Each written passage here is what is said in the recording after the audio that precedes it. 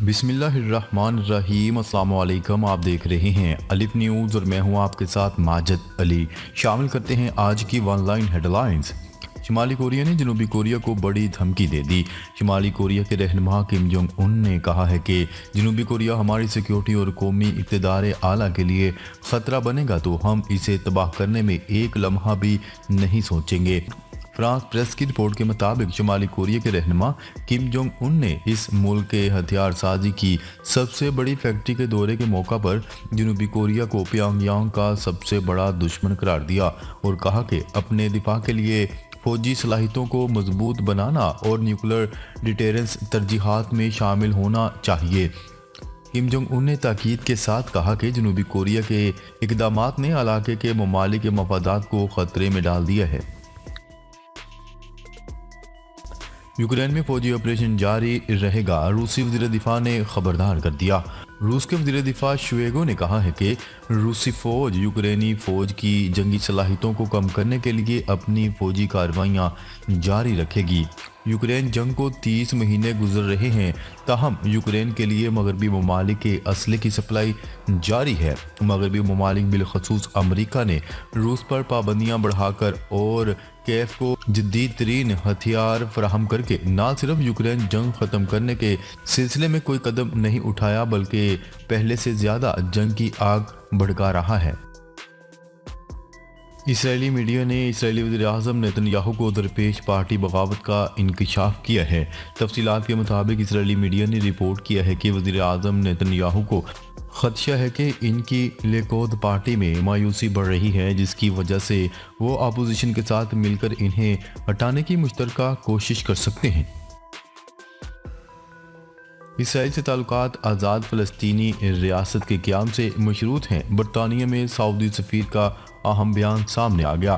یہ بات برطانیہ میں سعودی سفیر شہزادہ خالد بن بندر بن سلطان نے لندن میں برطانوی نشریاتی ادارے کو انٹرویو کے دوران کہی ہے۔ ان کا کہنا تھا کہ 7 اکتوبر سے پہلے سعودی عرب اسرائیلی تعلقات سے بہت نزدیک تھا۔ 7 اکتوبر کے بعد بھی تعلقات قائم کرنے پر یقین رکھتے ہیں۔ سعودی سفیر شہزادہ خالد نے مزید کہا کہ اسرائیل سے تعلقات قائم کرنے کے لیے 1982 سے دلچسپی لے رہے ہیں۔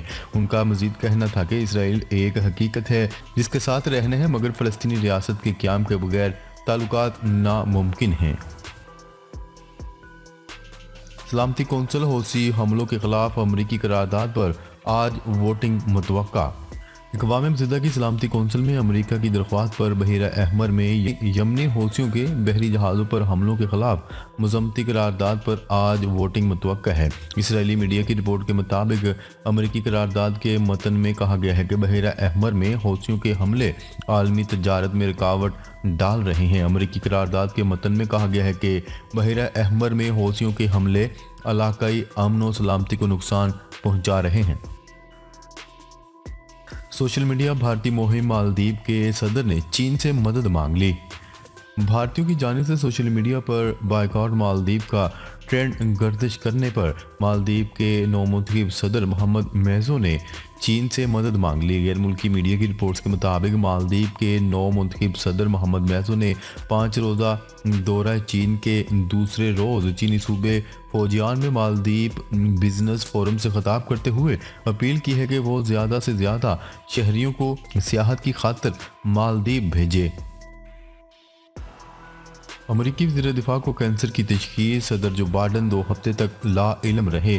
امریکی وزیر دفاع لائیڈ آسٹن کو چند ہفتے قبل کینسر کی تشخیص کے بعد انتہائی نگہداشت کے وارڈ میں داخل کیا گیا، تاہم امریکی صدر جو بائیڈن اپنے ہی وزیر دفاع کی صحت سے متعلق 2 ہفتے تک لا علم رہے۔ امریکی میڈیا کی رپورٹ کے مطابق ڈاکٹرز کا کہنا تھا کہ معمول کے طبی معائنے کے دوران امریکی وزیر دفاع میں کینسر کی تشخیص ہوئی تھی۔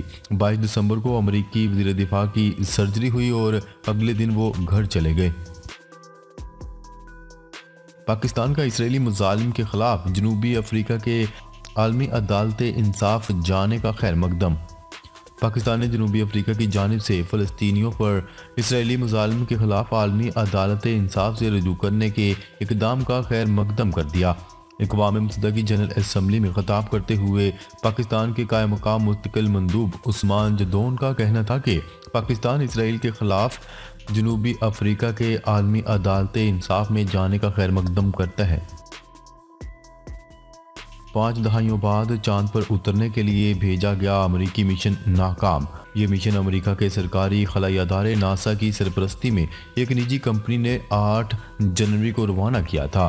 آسٹرو بایو ٹیکنالوجی نامی کمپنی کے لینڈر کو یونائٹڈ لانچ الائنس کے والکن راکٹ کے ذریعے چاند کی جانب روانہ کیا گیا تھا، مگر لانچ کے فوری بعد ہی مشن کو اس وقت بڑا دھچکا لگا جب اسپیس کرافٹ کا ایندھن لیک ہو گیا۔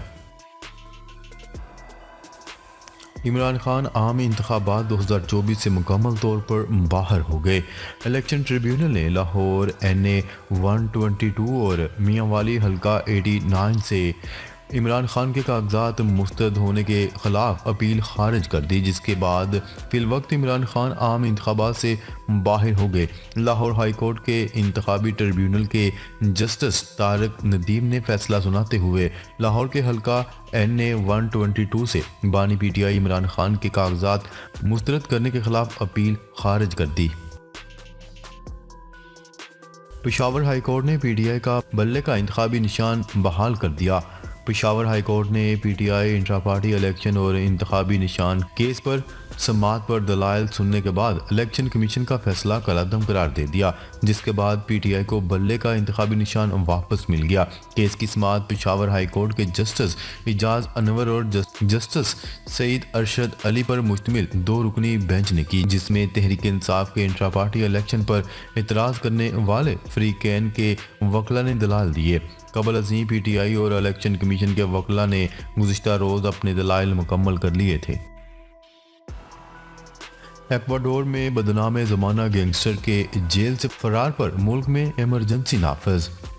ایکواڈور کی سب سے محفوظ اور سخت جیل سے بدنام زمانہ منشیات فروش گینگ کے سرغنہ کے ساتھیوں سمیت فرار ہونے کے بعد حالات بے قابو ہو گئے اور صدر ڈینیل کو ملک میں ایمرجنسی نافذ کرنا پڑ گئی، جس پر گینگسٹر نے ٹی وی اسٹیشن پر دھاوا بول دیا۔ عالمی خبرساں ادارے کی رپورٹ کے مطابق لاطینی امریکہ کے ملک ایکواڈور میں خانہ جنگی عروج پر ہے اور مختلف گینگسٹر گروپس اپنے علاقوں میں کارروائیاں کر رہے ہیں۔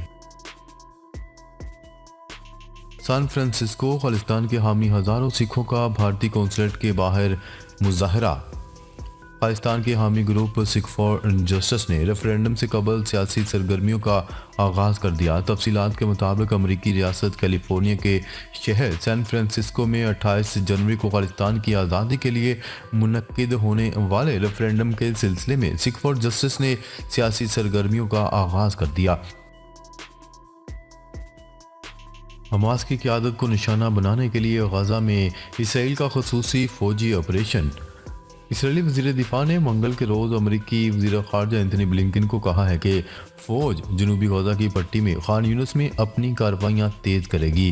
ٹائمز آف اسرائیلی اخبار کی رپورٹ کے مطابق اسرائیلی وزیر دفاع نے بلنکن کو اسرائیل کے دورے کے دوران آگاہ کیا کہ خان یونس میں کارروائیوں میں شدت لائی جائے گی تاکہ حماس کے لیڈروں کو تلاش کیا جائے اور اسرائیلی یرغمالیوں کو رہا کروایا جائے۔ بھارتی وزیر اعظم نریندر مودی کا مذاق اڑانے پر مالدیپ کے وزراء عہدے سے فارغ۔ بھارتی وزیر اعظم نریندر مودی کا سوشل میڈیا پر مذاق اڑانے پر مالدیپ حکومت نے اپنے 3 وزراء کو عہدے سے فارغ کر دیا۔ غیر ملکی خبرساں ایجنسی کی رپورٹ کے مطابق مالدیپ حکومت نے اپنے 3 نائب وزیروں کو سوشل میڈیا پر بھارتی وزیر اعظم کا مذاق اڑانے کے الزام میں معطل کر دیا۔ یوٹیوب نے گیمز کے شوقین افراد کے لیے بھی سہولت فراہم کر دی۔ یوٹیوب کو جہاں لوگ ویڈیوز اور فلمیں دیکھنے کے لیے استعمال کرتے ہیں، وہیں اب گیمز کے شوقین افراد کے لیے بھی سہولت فراہم کر دی گئی۔ دنیا بھر میں مقبول یوٹیوب، جس سے لاکھوں لوگوں کا روزگار وابستہ ہے، اب اس پر ویڈیو گیمز کھیلنے کی سہولت بھی متعارف کروا دی گئی ہے۔ ایسے افراد جو یوٹیوب پر ویڈیوز دیکھنے کے بجائے گیمز کھیلنا چاہتے تھے، ان کی خواہش پوری ہو گئی۔ برطانوی اخبار میں شائع مضمون عمران خان نے خود لکھا، PTI ترجمان۔